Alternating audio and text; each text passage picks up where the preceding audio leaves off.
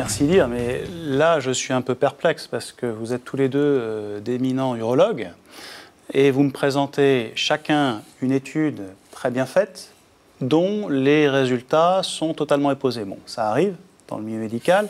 Alors la question que je me pose et que je pense toute la communauté urologique se pose, c'est pourquoi alors que ces études sont bien faites, on observe des résultats aussi différents. Et quels arguments va-t-il falloir déployer pour croire plus le pour ou le contre? Alors on commence par Pierre. Qu'est-ce qui fait qu'on devrait plus s'en remettre à Estrac? La première chose, Karim, c'est que l'équipe d'Estrac était dirigée par des Français. Et on a toujours raison. Et on a toujours raison. Voilà. C'est le seul argument que je vais concéder. Non, je plaisante. Il faut voir que ces deux études randomisées, très bien faites, de haut niveau de preuve, mais la conception des études a été différente.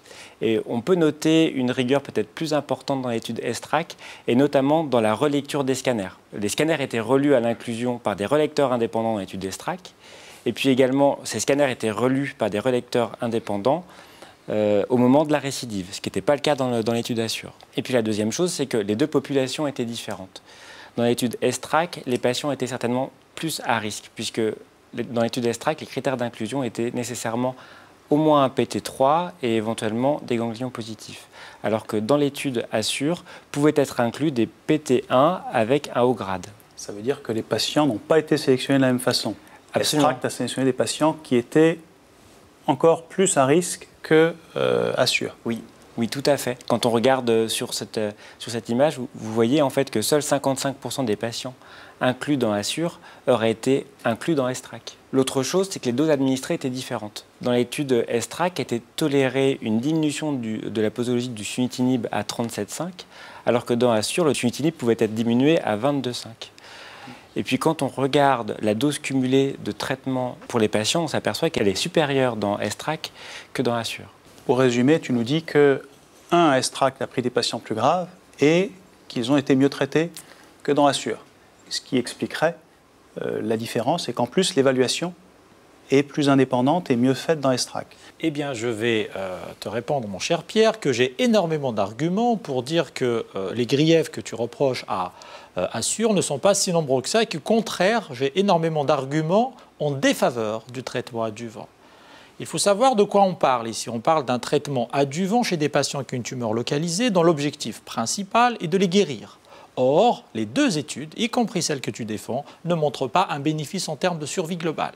De plus, les patients qui ont été inclus dans Estrac, on a tout le temps reproché aux patients d'être pas très haut risque comparé aux patients qui sont dans Estrac. Les patients dans Assure ont été réexaminés avec les critères d'Estrac et compte tenu de la robustesse en termes de recrutement de cette étude, on a quand même réussi à obtenir 1000 patients qui correspondaient parfaitement, que ce soit en termes d'histologie ou en termes de stratification de risque, aux patients de Estrac. Et il s'avère que sur ce sous-groupe-là de patients, il n'y a pas de bénéfice, que ce soit en survie sans progression ou en survie globale. Et même lorsqu'on stratifie les patients en fonction des quartiles de dose, que ce soit du serafinib ou du sunitinib qui ont été administrés, il n'y a toujours pas de différence entre ces trois bras.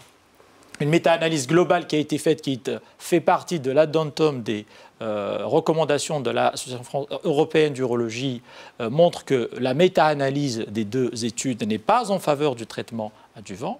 Quatrièmement, le bénéfice qu'on pourrait en tirer du traitement adjuvant n'est pas réellement contrebalancé par la toxicité que tu as citée et qui sont une constante dans ces études-là d'adjuvant, puisque sur les patients qui vont récidiver, qui ont été suivis, 50% d'entre eux seulement vont récidiver dans le bras placebo, et se posera la question, est-ce qu'il n'y a pas beaucoup de surtraitement pour rien, d'une part, et d'autre part, se pose aussi la question de comment considère-t-on les patients qui ont été traités en adjuvant lorsqu'ils vont récidiver cliniquement? Est-ce que ces patients-là vont être considérés comme étant des patients métastatiques à traiter selon les drogues de la première ligne?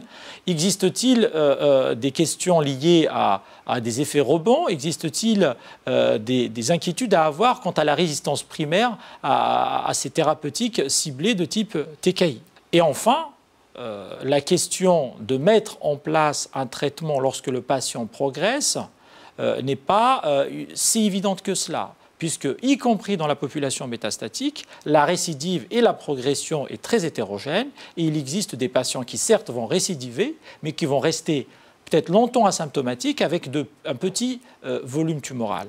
Cette étude de phase 2 a été publiée par l'équipe de la Cleveland Clinic qui a étudié l'intérêt d'une surveillance active, en tous les cas d'un traitement déféré des patients qui ont un cancer du rein métastatique. Et on note bien, même si c'est une étude de phase 2 avec un effectif réduit, la durée médiane avant l'initiation d'une thérapeutique ciblée était de 14,9 mois, ce qui correspond à un délai supérieur à ce qui est donné dans ces essais d'adjuvants. Et en plus, il apparaîtrait, avec toutes les réserves qu'on peut avoir sur une étude de phase 2, que les résultats, quand on démarre le traitement, ne compromettent pas la survie. La vraie question, en réalité, qui s'offre à nous, c'est est-ce que la balance va plutôt en faveur du bénéfice potentiel ou plutôt considérer la toxicité pour ne pas donner ces traitements devant l'intérêt limité de donner un traitement donc en adjuvant pendant une période, je rappelle, c'est pendant 1 an. Oui, parce qu'il faut dire que les toxicités observées dans ces essais sont toutes importantes. Elles sont importantes, elles sont de l'ordre de 60% dans l'étude ASTRAC qui était positive. Plus importante que chez les patients métastatiques. Plus importante. Après, une toxicité, ça se gère. Certes, la toxicité, ça se gère, mais qui mieux placé qu'un patient pour dire si la toxicité va être acceptée.